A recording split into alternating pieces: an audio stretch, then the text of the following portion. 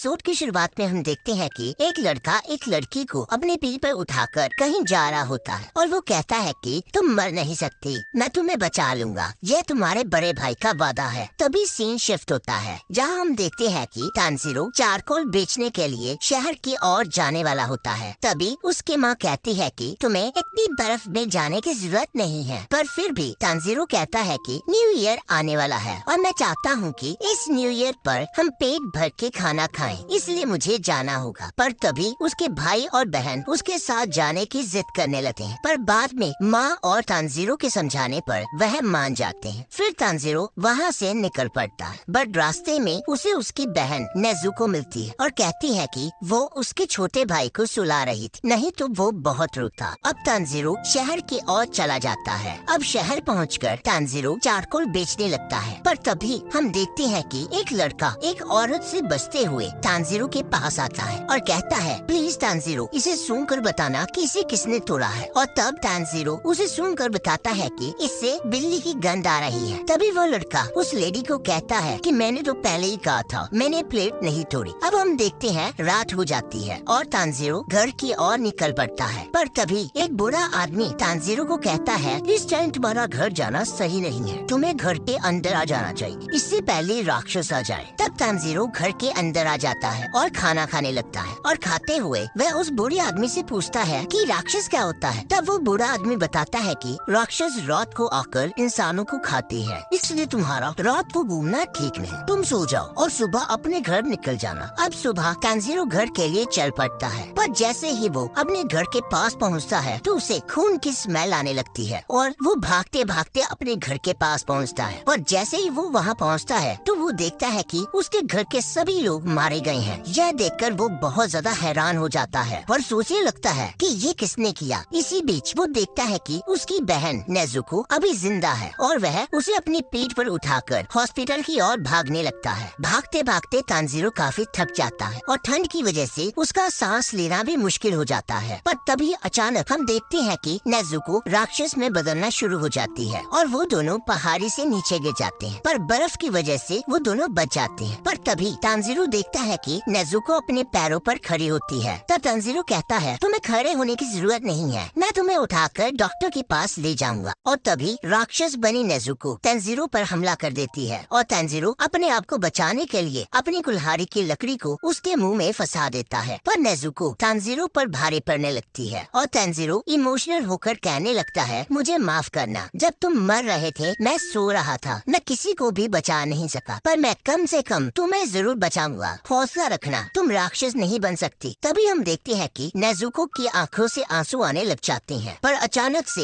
एक लड़का तलवार से नेजुको पर हमला कर देता है, पर तानजीरो उसे बचा लेता है। तब वो लड़का तानजीरो से पूछता है कि तुम इस राक्षस को क्यों बचा रही हो। तब तानजीरो कहता है कि ये मेरी बहन है। अब वो लड़का नेजुको को पकड़ लेता है और कहता है कि मेरा फर्ज है कि मैं हर राक्षस को ढूंढूं और उसे मारूं। पर तब तानजीरो कहता है कि नेजुको ने किसी को नहीं मारा, यहाँ तक कि मुझे मेरे घर से एक अनजान गंध आ रही थी, मुझे लगता है कि उसी ने मेरी फैमिली को मारा है, मुझे नहीं पता नेजुको राक्षस कैसे बनी। तब वो लड़का बताता है कि इसके जख्म राक्षसों के खून के संपर्क में आए होंगे, इसी वजह से ये राक्षस बन गई है और इसी तरह ये राक्षस अपनी जनसंख्या बढ़ाते हैं। पर तब तानजीरो कहता है कि मेरी बहन ने किसी इंसान को नहीं मारा, प्लीज उसे छोड़ दो। तब वो लड़का कहता है कि तुम क्या मजाक कर रहे हो, अगर मैंने इसे छोड़ा तो ये तुम पर हमला कर देगी। पर तब तानजीरो कहता है कि ये मेरी बहन है, इसे पता है कि मैं इसका बड़ा भाई हूँ, ये मेरे पर हमला नहीं करे, मैं इसे ठीक करने का रास्ता ढूंढ लूंगा। तब वो लड़का कहता है कि एक बार कोई इंसान राक्षस बन जाए तो वह वापस इंसान नहीं बन सकता। पर तानजीरो कहता है कि प्लीज इसे छोड़ दो, मैं कोई न कोई रास्ता जरूर ढूंढ लूंगा और उसके आगे गिड़गिड़ाने लगता है। तब वो लड़का कहता है कि तुम इसे ठीक नहीं कर सकती, अगर मैंने इसे छोड़ा तो तुम भी राक्षस बन जाओगे, क्या तुम यही चाहते हो, और वैसे भी तुम बहुत कमजोर हो। हाँ, शायद राक्षसों के पास तुम्हारी बहन को ठीक करने का कोई रास्ता हो, पर वो ऐसा कभी नहीं करेंगे क्योंकि ताकतवर हमेशा कमजोर को दबाता है। तब वो लड़का नेजुको पर हमला कर देता है, जिसे देखकर तानजीरो उस लड़के पर हमला कर देता है, पर वो लड़का तानजीरो के सिर पर मारकर उसे बेहोश कर देता है। और तभी वह देखता है कि तानजीरो के पास उसकी कुल्हाड़ी नहीं है और तभी तानजीरो की कुल्हाड़ी उसके पास से गुजरकर पेड़ पर लगती है। तब वो लड़का तानजीरो की चालाकी को देखकर काफी इम्प्रेस हो जाता है कि कैसे उसने उसे चकमा देकर उलझाए रखा, पर उसका असली प्लान प्लान तो कुछ और था, पर तभी नेजुको उस लड़के पर हमला कर देती है और तानजीरो की तरफ जाने लगती है। पहले तो उस लड़के को लगता है कि नेजुको तानजीरो पर हमला करने वाली है, पर अचानक वो देखता है कि नेजुको तानजीरो को बचाने लगती है। अब एक तरफ नेजुको उस लड़के पर हमला करने वाली होती है और दूसरी तरफ वो लड़का सोचता है कि ऐसा कैसे हो सकता है, ये बहुत ज्यादा घायल है, इस टाइम से भूख भी बहुत लग रही होगी, पर फिर भी ये अपने भाई को खाने की जगह उसे बचा रही है। तब वो लड़का सोचता है कि शायद ये बाकियों से अलग है, तो वो नेजुको को बेहोश कर देता है। और जब तानजीरो उठता है तो वो देखता है कि नेजुको उसके पास लेटी होती है और वो लड़का कहता है कि तुम उठ गए, जाओ जल्द से जल्द माउंट सागिरी चले जाओ, वहाँ तुम्हें एक बूढ़ा आदमी मिलेगा जिसका नाम साकोंजी कुरोकोडाकी होगा। जब वो तुम्हें मिल जाए तो उसे कहना कि तुम्हें गियू टोमियोका ने भेजा है। और फिर सीन शिफ्ट होता है और हम देखते हैं कि तानजीरो अपने घर वालों को दफना कर माउंट सागिरी की ओर चल पड़ता है और इसी के साथ एपिसोड खत्म हो जाता है।